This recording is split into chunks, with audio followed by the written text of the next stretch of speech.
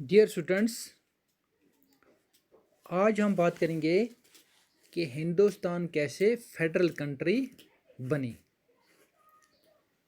तो ये तो आप बखूबी जानते हैं कि हिंदुस्तान जो है ये वास्ट कंट्री है। हिंदुस्तान एक वास्ट कंट्री है। इसमें बहुत सारे ज़बानें बोलने वाले लोग रहते हैं, बहुत सारे मज़हब को मानने वाले लोग रहते हैं और बहुत सारे अलग अलग यहाँ रीजन्स हैं। तो हिंदुस्तान का जो ये हिंदुस्तान जब आज़ाद हुआ तो आपको ये भी पता है कि पहले इसमें अंग्रेज़ों का कब्ज़ा था, ब्रिटिश का था। तो उसके बाद जब ये आज़ाद हुआ तो इस पर और एक ब्लडी पार्टीशन हुआ, मुल्क का बंटवारा हो गया। तो उसके बाद हिंदुस्तान का जो है कॉन्स्टिट्यूशन बनाया गया। हिंदुस्तान का कॉन्स्टिट्यूशन बनाने में डॉक्टर भीमराव अंबेडकर ने अहम रोल अदा किया और कॉन्स्टिट्यूशन में जो भी मुख्तलिफ़ ज़बानों के मानने वाले लोग थे, मुख्तलिफ़ मज़ाहिब को मानने वाले लोग थे, मुख्तलिफ़ रीजन्स में रहने वाले लोग थे, तो उनकी ज़रूरियात को, उनकी उम्मीदों को ध्यान में रखा गया। तो इस तरह से कॉन्स्टिट्यूशन में फिर ये डिक्लेयर कर दिया कि इंडिया जो है एक यूनियन स्टेट है, एक यूनियन स्टेट है। तो हिंदुस्तान का जब ये कॉन्स्टिट्यूशन बना तो उस वक्त यहाँ two tier system of government थे, two tier system of government थे। एक द यूनियन गवर्नमेंट जिसको हम सेंट्रल गवर्नमेंट कहते हैं, तो ये पूरी कंट्री की गवर्नमेंट है, पूरी कंट्री की। और दूसरी है स्टेट गवर्नमेंट। तो उसके बाद third tier of federalism was added in the form of panchayats and municipalities. उसके बाद जो पंचायत्स और म्यूनिसिपैलिटी को, जिसको हम लोकल गवर्नमेंट भी कहते हैं, उसको इंट्रोड्यूस किया गया। तो इनका जो हद इख्तियार है वो अलग अलग है। जैसे यूनियन गवर्नमेंट जो है उसका हद इख्तियार अलग अलग है, स्टेट गवर्नमेंट का अलग है और जो लोकल गवर्नमेंट है उसका अलग है। लेकिन ये जो तीनों किस्म की गवर्नमेंट्स हैं इनमें क्या है, एक दूसरे पर एतमाद है और एक दूसरे के साथ ये इंटरलिंक्ड हैं। तो अब मैं आपको थोड़ा सा समझा दूं कि यूनियन लिस्ट जो है उसमें कौन कौन से सब्जेक्ट्स आते हैं, कौन कौन सी चीज़ें आती हैं। यूनियन लिस्ट जैसे उन पे खाली यूनियन लिस्ट में वो महकमे आते हैं, वो इदारे आते हैं जिनके लिए कानून जो किसके अंडर आते हैं, सेंट्रल गवर्नमेंट के अंडर आते हैं। तो यूनियन गवर्नमेंट जो फॉरेन अफेयर्स है, फॉरेन अफेयर्स जो है वो स्टेट का, उसमें कोई दखल नहीं होता है, वो यूनियन गवर्नमेंट में आता है। उसके बाद बैंकिंग है, उसके बाद कम्युनिकेशन है और उसके बाद करेंसी है। तो ये यूनियन गवर्नमेंट के हद इख्तियार में हैं। तो कोई भी पॉलिसी इन फॉरेन अफेयर्स के बारे में बनानी हो, बैंकिंग के बारे में, कम्युनिकेशन के बारे में, करेंसी के बारे में, तो ये खाली यूनियन गवर्नमेंट के हद इख्तियार में आता है। देखो करेंसी की बात करें, अगर यहाँ जम्मू कश्मीर की एक करेंसी होगी, पंजाब की दूसरी, तो इसका मतलब वो कंट्री नहीं है, क्योंकि जो करेंसी है वो खाली सेंट्रल गवर्नमेंट की करेंसी है। तो इस तरह से जो बैंकिंग है, फॉरेन अफेयर्स है, ये खाली किस में आते हैं, यूनियन गवर्नमेंट में आते हैं। तो स्टेट गवर्नमेंट में क्या आता है, state list contains subjects of state and local importance such as, जैसे पुलिस है, पुलिस जो है वो स्टेट लिस्ट में आती है।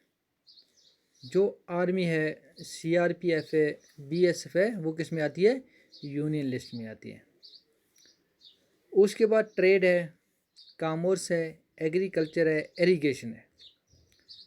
तो इन पे स्टेट गवर्नमेंट जो है वही क्या कर सकती है, वही इन पे लॉज वगैरह चला और इन उस स्टेट गवर्नमेंट का इस पर कंट्रोल होता है।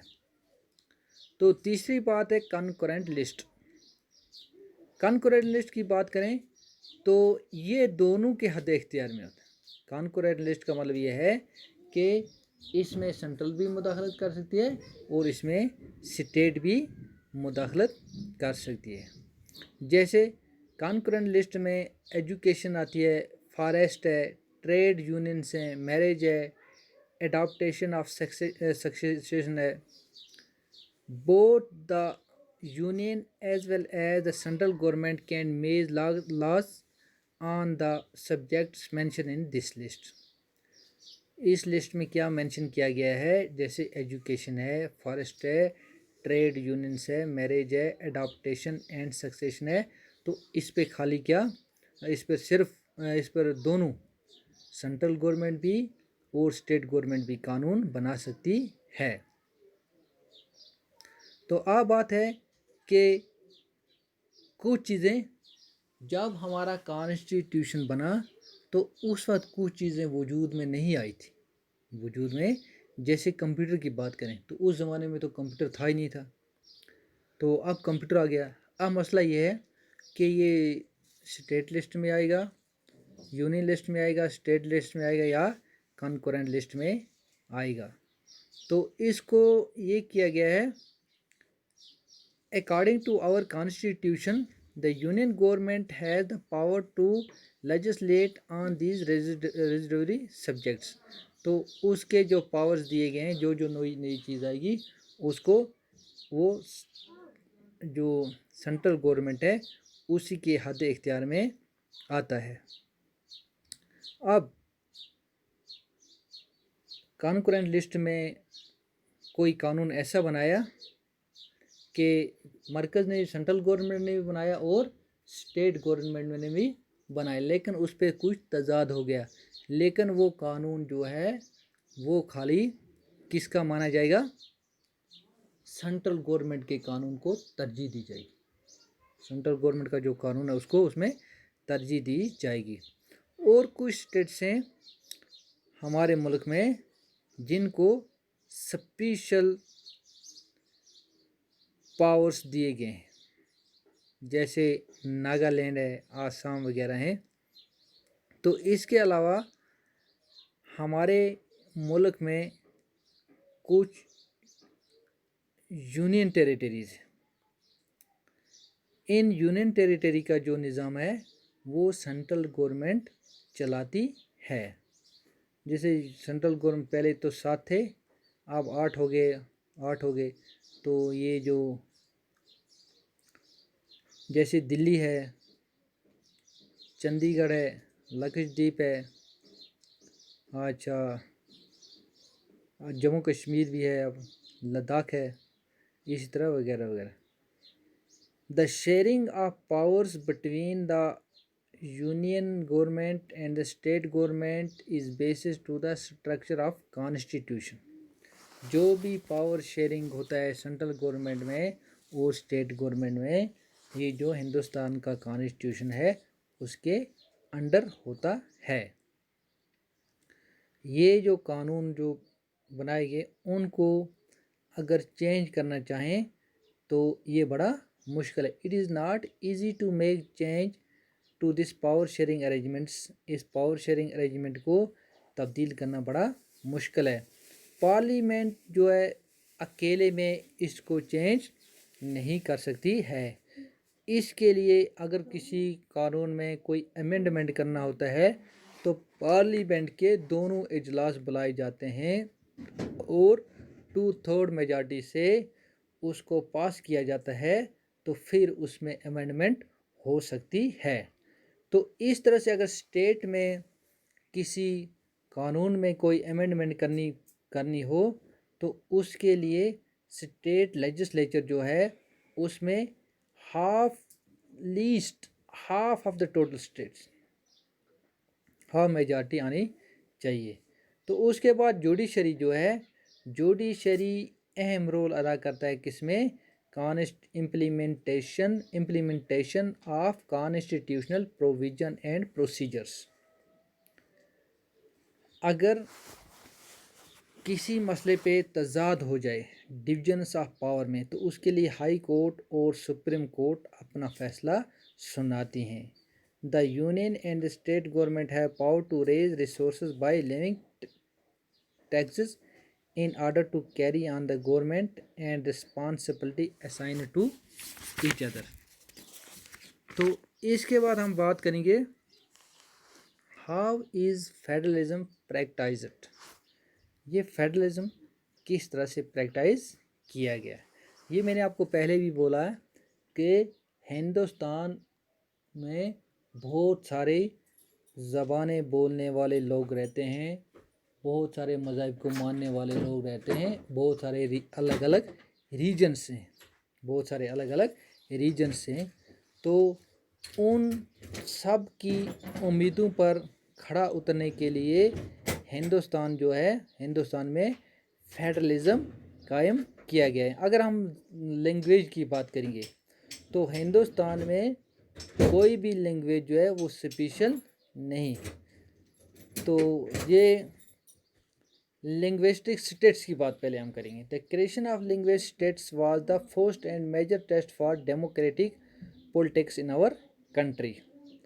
अगर आप हिंदुस्तान के नक्शे को पहले देखोगे तो आप 1947 का जो मैप है उसको देखोगे और 2017 का जो 17 तक का जो मैप है उसको देखोगे तो आपको वो डिफरेंट लगेगा, क्योंकि बहुत सारी स्टेट्स जो थी उनका क्या कर दिया गया और नई स्टेट्स बना दी गई।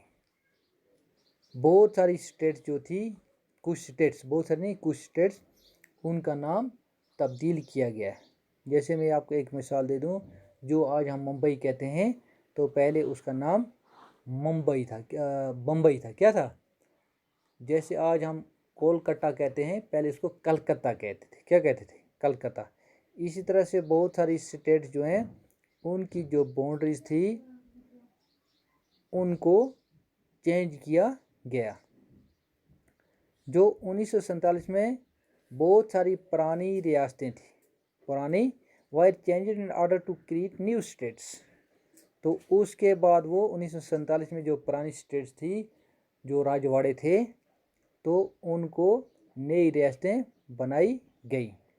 This was done to ensure that people who spoke the same language lived in the same state. Some states were created not on the base of language but to recognise different based on culture, अच्छा, और geography. तो इन states में जैसे नागालैंड है, उत्तराखंड है, झारखंड है, जब demand उठी कि हम स्टेट बनाएंगे किस पर, लैंग्वेज पर, क्या बनाएंगे, लैंग्वेज पर, तो बहुत सारे जो लीडर्स थे, नेशनल लीडर्स, तो उन्होंने, उनको दिल में महसूस हुआ, उनको खौफ हुआ कि इस तरह से मुल्क जो होगा वो डिसइंटीग्रेशन में आ जाएगा, कंट्री जो है डिसइंटीग्रेशन में आ जाएगी। तो सेंट्रल गवर्नमेंट ने फिर क्या किया, resisted linguistic states for some time. तो लेकिन जो तजुर्बा फिर बाद में किया गया, that the formation of linguistic states has actually made the country more united. It also made administration easier। इसमें एडमिनिस्ट्रेशन जो है वो आसान हो जाएगी। तो उसके बाद हम बात करेंगे